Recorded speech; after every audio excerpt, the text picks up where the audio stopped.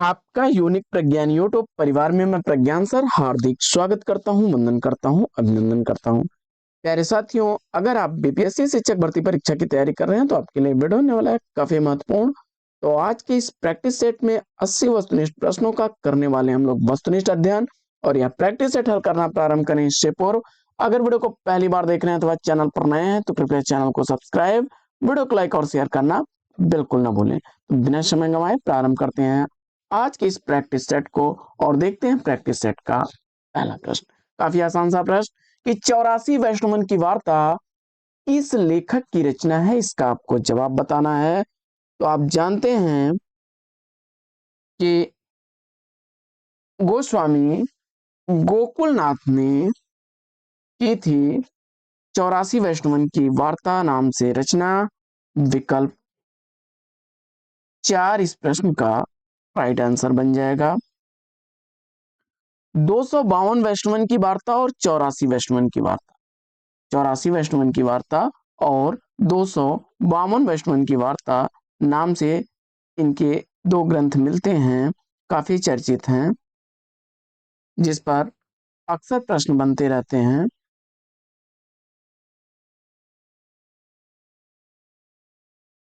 रानी केतकी की कहानी किसके द्वारा लिखी गई है, इसका आपको जवाब बताना है। दूसरा प्रश्न आपके स्क्रीन पर, रानी केतकी की कहानी का रचनाकार पूछा जा रहा है।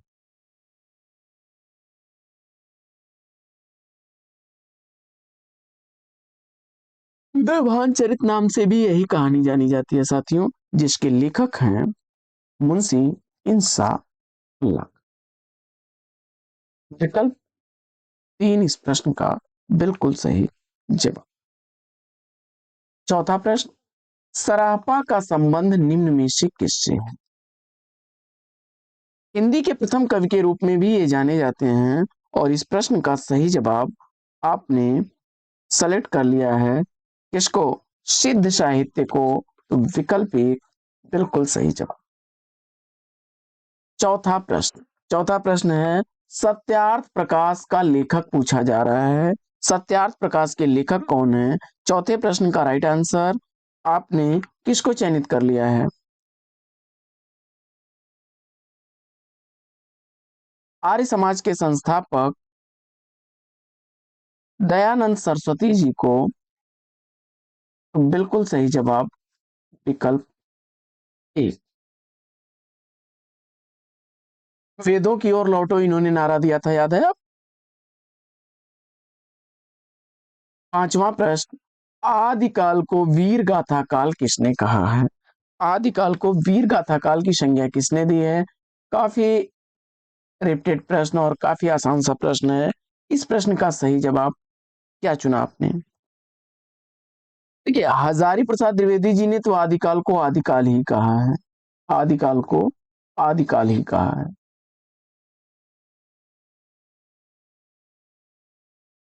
आदिकाल को आचार्य शुक्ल जी ने नाम दिया था वीर गाथा काल। विकल्प 3 इस प्रश्न का बिल्कुल सही जवाब। महावीर प्रसाद द्विवेदी जी ने आदिकाल को बीजवपन काल नाम दिया था, बीजवपन काल नाम दिया था किसने, महावीर प्रसाद त्रिवेदी जी ने। आगे बढ़ते हैं और देखते हैं अगले प्रश्न, प्रश्न संख्या 6। छठवां प्रश्न, कबीरदास किस काव्यधारा के प्रतिनिधित्व करने वाले कवि हैं।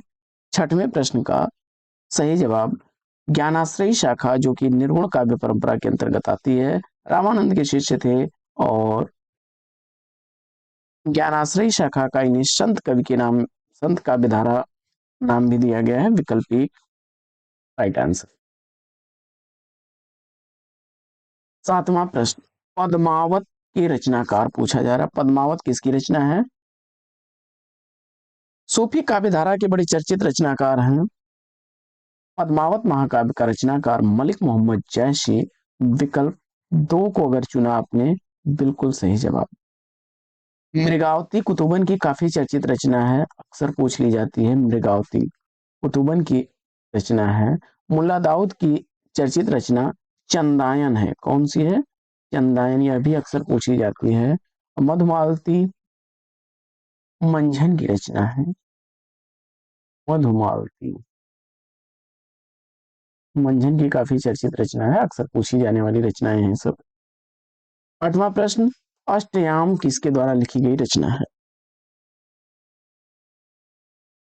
राम भक्ति काव्य धारा के रचनाकार हैं। और भक्तमाल, अष्टयाम, ये रचनाएं किसकी हैं? नाभा दास की हैं। विकल्प 3 इस प्रश्न का राइट आंसर है। सागर लहरी, सरावली, तीन रचनाएं सूरदास की चर्चित रचनाएं हैं।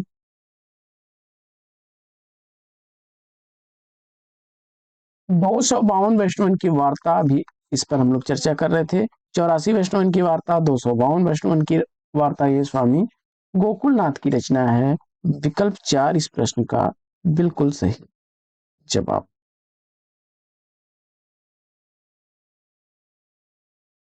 10वां प्रश्न है कि नंददास किस काव्यधारा से संबंधित रचनाकार है?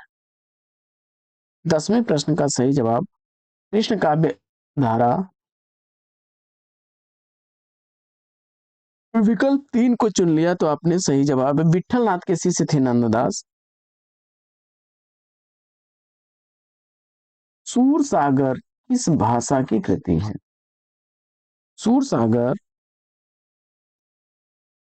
सूरदास द्वारा लिखी गई रचना है और यह ब्रज भाषा में रचित है। ई विकल्प इस प्रश्न का, यानी दूसरा विकल्प सही जवाब। 12वां प्रश्न है कि इनमें से सूर की रचना कौन सी नहीं है? प्रश्न संख्या 12 का राइट आंसर चयनित। 12वें प्रश्न का सही जवाब क्या बनेगा? और इस प्रश्न का राइट आंसर आपने चयनित कर लिया किसको?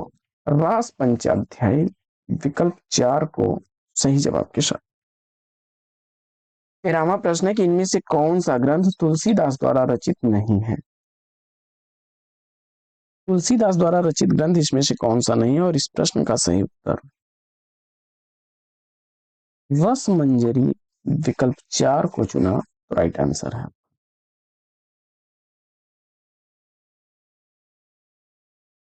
रस मंजरी नंददास की रचना है। कृष्ण गीतावली, विनय पत्रिका, दोहावली, ये बरवय रामायण, रामचरितमानस, जानकी मंगल, रामाज्ञा प्रश्नावली, ये सब बाबा तुलसीदास की रचनाएं हैं। 14वां प्रश्न है कि रीतकालीन कवियों की काव्य भाषा क्या थी? रीतकालीन कवियों की काव्य भाषा क्या थी, यह आपसे पूछा जा रहा है। और 14वें प्रश्न का राइट आंसर ब्रज भाषा, विकल्प 3 को चुन लिया आपने तो सही जवाब के साथ। आगे बढ़ते हैं और देखते हैं प्रश्न संख्या 15। 15वां प्रश्न है कि बिहारी सतसई किस भाषा का काव्य ग्रंथ? बिहारी सतसई किस भाषा का काव्य ग्रंथ है? और 15वें प्रश्न का सही जवाब ब्रज भाषा, विकल्प 1 को चुन लिया तो राइट आंसर के साथ। प्रश्न संख्या 16, इनमें से कौन सा कवि रीति मुक्त कवि नहीं है? तो प्रश्न संख्या 16 में रीति मुक्त काव्य धारा के अंतर्गत न आने वाले कवि अगर आपने सेलेक्ट किया है केशव दास को, बिल्कुल सही जवाब विकल्प 4।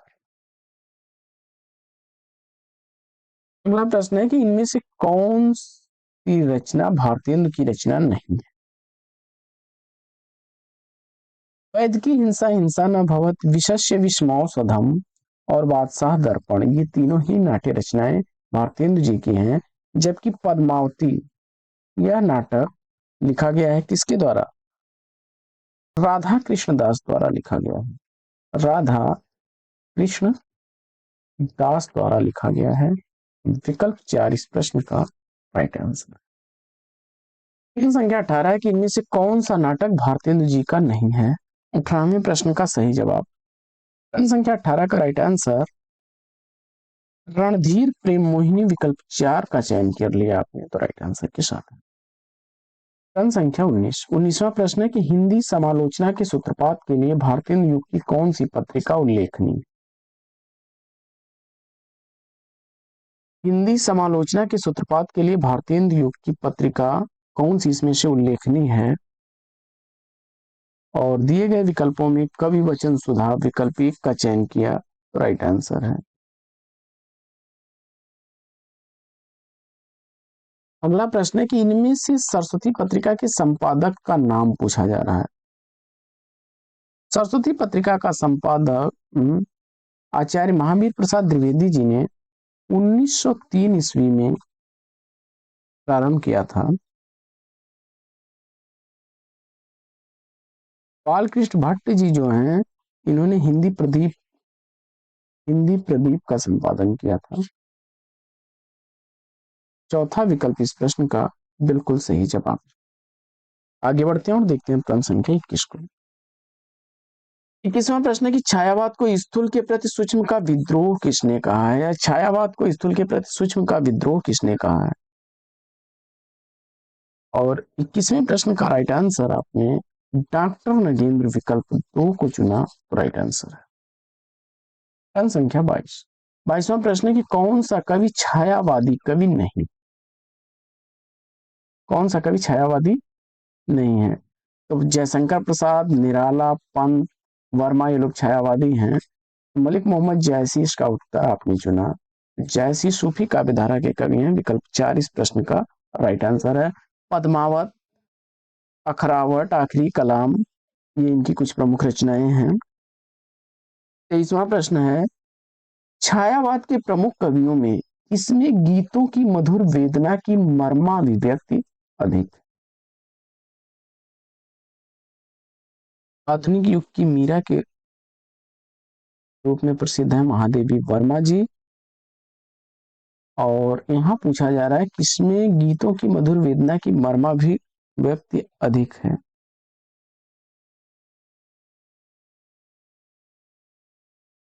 तो दिए गए विकल्पों में सुनिंद्रानंदन पंत को चुना आपने।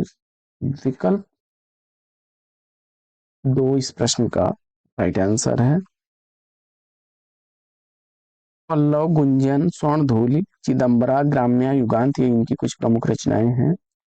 24वां प्रश्न है कि प्रगतिवादी काव्य सृष्टि, प्रगतिवादी काव्य सृष्टि पूछा जा रहा है। 24वें प्रश्न का राइट आंसर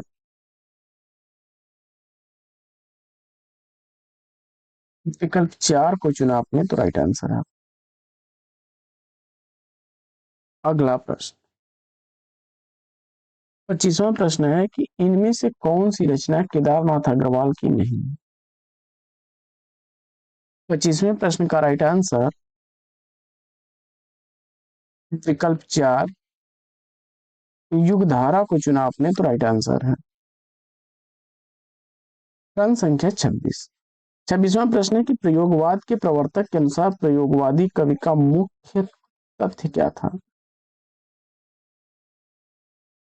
और इस प्रश्न का सही जवाब आपने नई राहों के अन्वेषी के रूप में चुना आपने। विकल्प 3 इस प्रश्न का राइट आंसर है। 27वां प्रश्न है कि निम्नलिखित में से कौन सा तार सप्तक का कवि नहीं है।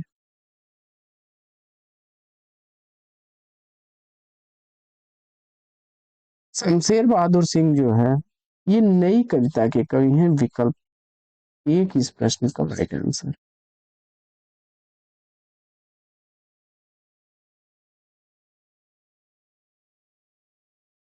और ये कौन से वाद के कवि हैं। प्रयोगवादी कवि विकल्प 2 को चुना आपने तो राइट आंसर। 29वां प्रश्न है कि हिंदी की पहली कहानी लेखिका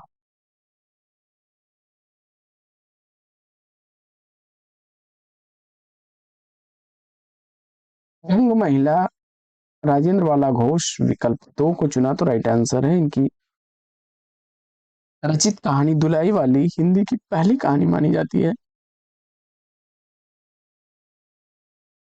संख्या 30 है कि गुलाबी बन्नू कहानी के लेखक कौन है। और इस प्रश्न का जवाब धर्मवीर भारती। विकल्प 2 को चुना तो राइट आंसर है। बंद गली का आखिरी मकान, बंद गली का आखिरी मकान इनकी चर्चित रचना है। बंद गली का आखिरी मकान, स्वर्ग और पृथ्वी,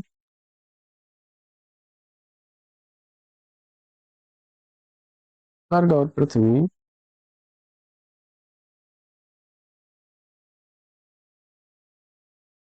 मुर्दे का गांव,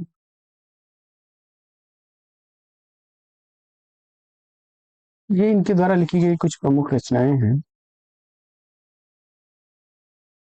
अगला प्रश्न है कि अलका जयशंकर प्रसाद के किस नाटक की पात्र है, और एक प्रश्न संख्या 31 का सही जवाब चंद्रगुप्त विकल्प 4 को चुन लिया तो राइट आंसर है आपका। आगे, अशोक के फूल निबंध के रचनाकार कौन है, प्रश्न संख्या 32 का सही जवाब क्या बनेगा, और इस प्रश्न का राइट आंसर आपने आचार्य हजारी प्रसाद द्विवेदी विकल्प 1 का चयन कर लिया तो राइट आंसर है आपका। अगला प्रश्न है, इनमें से कौन सी कृति आत्मकथा है,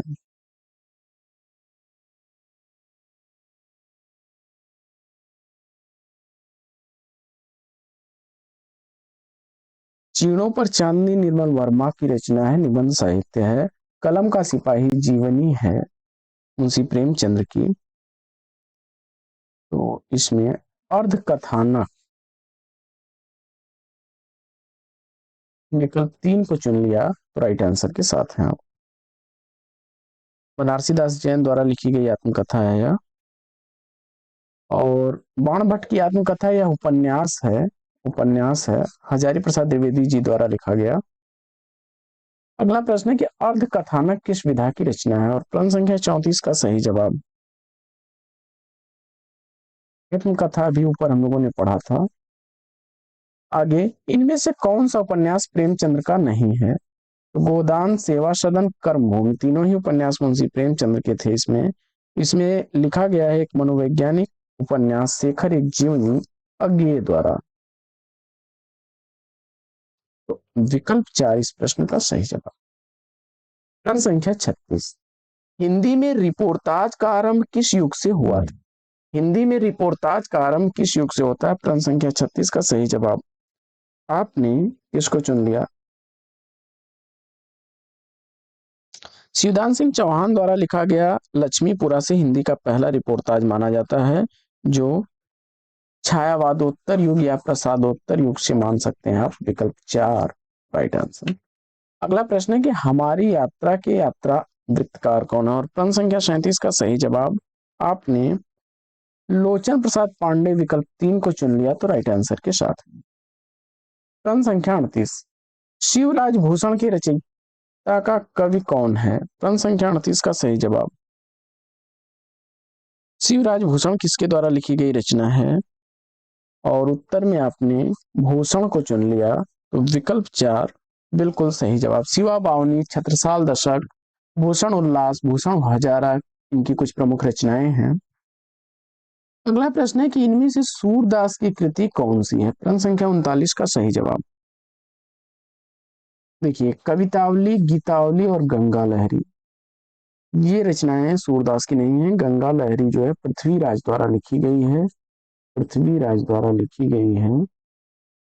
वहीं कवितावली, गीतावली सूरदास तुलसीदास की रचनाएं हैं, क्षमा करें, तुलसीदास की रचनाएं हैं, जबकि साहित्य लहरी को अगर आपने चुना है तो विकल्प 2 इस प्रश्न का राइट आंसर है। प्रश्न संख्या 40 है कि इनमें से कौन सी रचना तुलसीदास की नहीं है, रामचरितमानस, कवितावली और गीतावली तीनों रचनाएं तुलसीदास की हैं। तो दिए गए विकल्प में मुझे उम्मीद है कि आपने मैथिली शरण गुप्त की रचना साकेत को सही उत्तर के रूप में चुना होगा। मैथिली शरण गुप्त की रचना है, मैथिली शरण गुप्त की रचना है।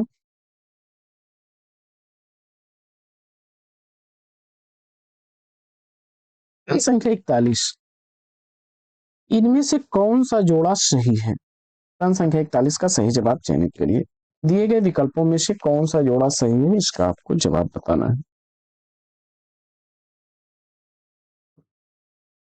जयशंकर प्रसाद द्वारा लिखा गया है कामायनी, वह तोड़ती पत्थर निराला की रचना है। साकेत मैथिली शरण गुप्त की रचना है। महादेवी वर्मा द्वारा लिखी गई रचना निहार विकल्प 1 को सही उत्तर के रूप में आपने चुना होगा। महादेवी वर्मा का सांध्य गीत है। आगे, मंगल भवन या मंगलहारी द्रम सुदशरथ हजीर बिहारी, इन पंक्तियों में किस छंद का प्रयोग हुआ है? प्रांत संख्या 52 का सही जवाब चौपाई छंद विकल्प 2 को चुनकर के आपने राइट आंसर दिया। आगे, प्रश्न संख्या 53 है कि निज भाषा उन्नतियां हैं, सब उन्नति को मूल, बिन निज भाषा ज्ञान की मिटे नहीं अपनी शूल, इन पंक्तियों में कौन सा छंद है? और प्रश्न संख्या 53 का राइट आंसर आपने विकल्प 2 को चुन लिया, रोला, तो राइट आंसर। अगला प्रश्न है कि सूर सूर तुलसी शशि उडगन केशव दास और कवि खद्योत्सम जह तह करें प्रकाश, इन पंक्तियों में किस अलंकार का प्रयोग हुआ है? सूर सूर तुलसी शशि उडगन केशव दास, अब के कवि खद्योत्सम जह तह करत प्रकाश, विरोधाभास, विकल्प 4 का चयन किया आपने, तो राइट आंसर है। आगे, नील परिधान बीच सुकुमार, खुल रहा मृदुल यद खुला अंग, मेघ वन बीच बीच गुलाबी रंग, इन पंक्तियों में अलंकार पूछा जा रहा है। प्रश्न संख्या 55 का सही जवाब कामायनी से अवतरित यह पंक्तियां जयशंकर प्रसाद की हैं और इसमें अलंकार आपका उत्प्रेक्षा है, विकल्प एक इस प्रश्न का राइट आंसर है। अगला प्रश्न, प्रश्न संख्या 56, चरण कमल बंदो हरिराई में अलंकार, चरण कमल बंदो हरिराई, यहाँ पर रूपक अलंकार चुना होगा आपने, बिल्कुल सही जवाब। अगला प्रश्न है कि बिहार की राजधानी पटना किस बिहारी बोली क्षेत्र में स्थित है? और प्रश्न संख्या 57 का सही जवाब मगही, विकल्प 3 को चुना आपने, राइट आंसर है। अगला प्रश्न,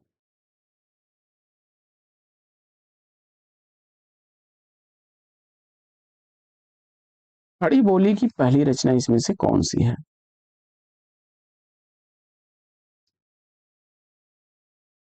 लल्लूलाल द्वारा लिखे गए प्रेम सागर को चुन लिया आपने, तो विकल्प एक इस प्रश्न का राइट आंसर है।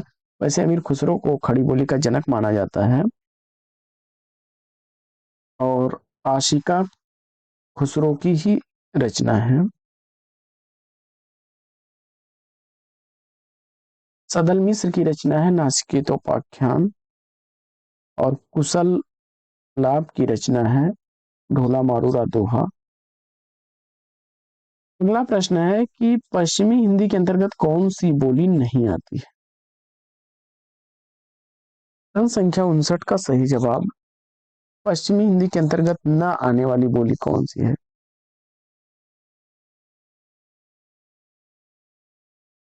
अवधि बघेली छत्तीसगढ़ी, अवधि बघेली छत्तीसगढ़ी, ये छत्तीसगढ़ी,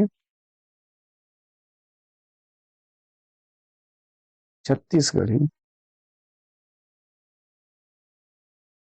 विकल्प एक को चुना आपने, राइट आंसर है।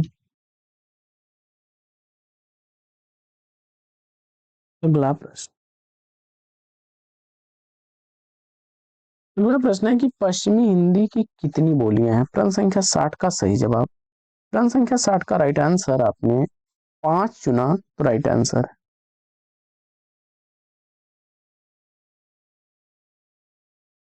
पश्चिमी हिंदी में आपकी ब्रज भाषा, ब्रज भाषा, हरियाणवी, हरियाणवी, कन्नौजी, कन्नौजी, हरियाणवी, ब्रजभाषा कन्नौजी, इसके बाद आपकी आ जाएगी खड़ी बोली,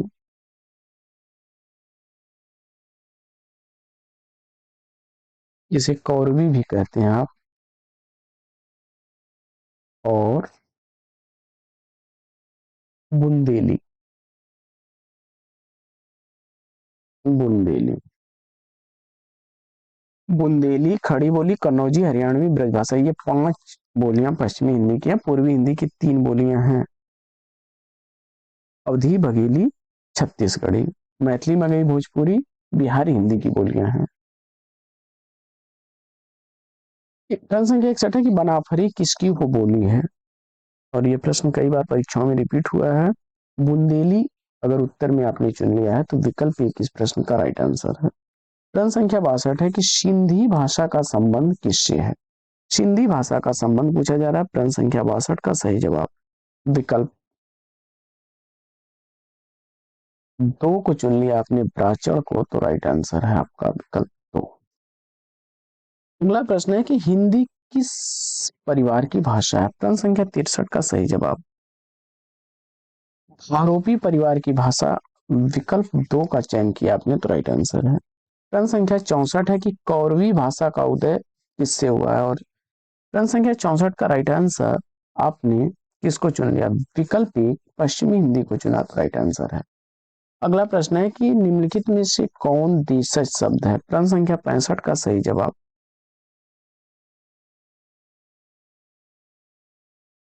जूता, विकल्प 1 सही जवाब। अगला प्रश्न है कि दशानन निम्नलिखित में से कौन सा शब्द है। दश है आनंद जिसके योग रूढ़, विकल्प 2 को चुना आपने, तो राइट आंसर। अगला प्रश्न है कि निम्नलिखित में से कौन मूर्धन्य ध्वनि नहीं।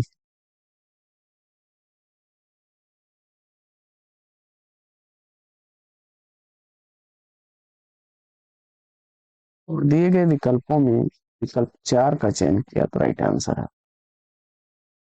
अगला प्रश्न है कि निम्नलिखित में से कौन एक अल्प प्राण ध्वनि है।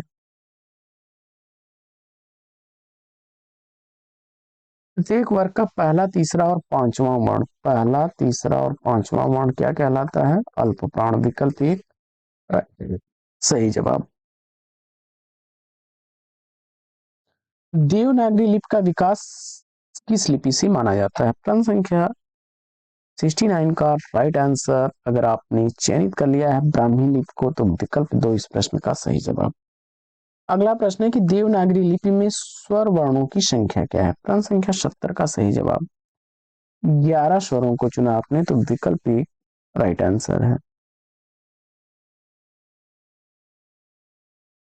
अगला प्रश्न, देवनागरी लिपि मूलतः क्या है।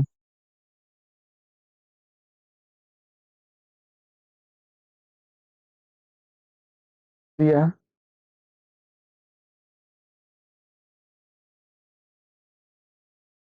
अक्षरात्मक है,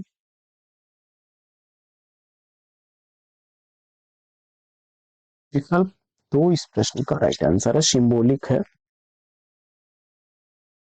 देवनागरी लिपि के विषय में क्या सत्य नहीं है।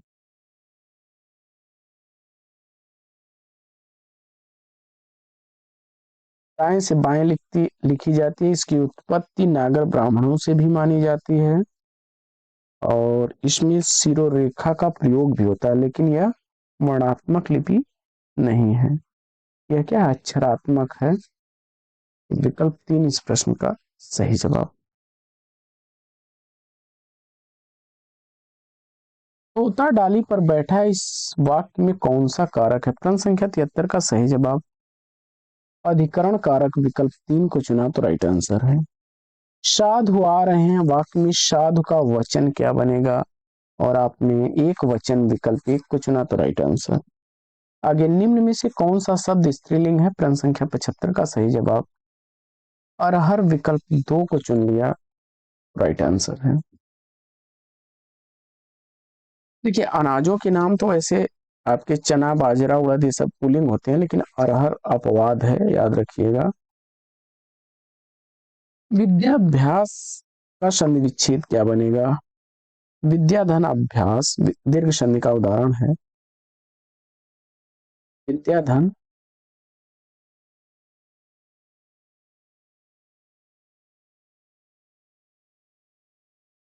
विद्या धन अभ्यास,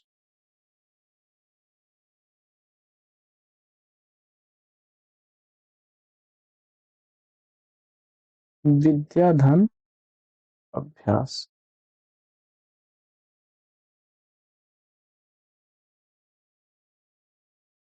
भी तो एक ही जैसा लिखा गया है, तो इसमें से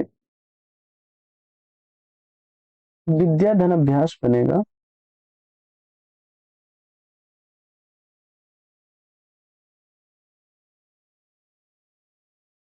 आगे बढ़ते हैं। अगला प्रश्न है कि नील गाय में कौन सा समास है?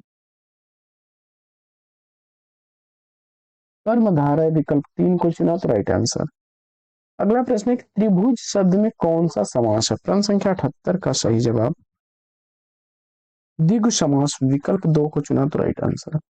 अगला प्रश्न है कि अपने हाथ से स्वयं काम करो, वाक्य का शुद्ध रूप क्या होगा?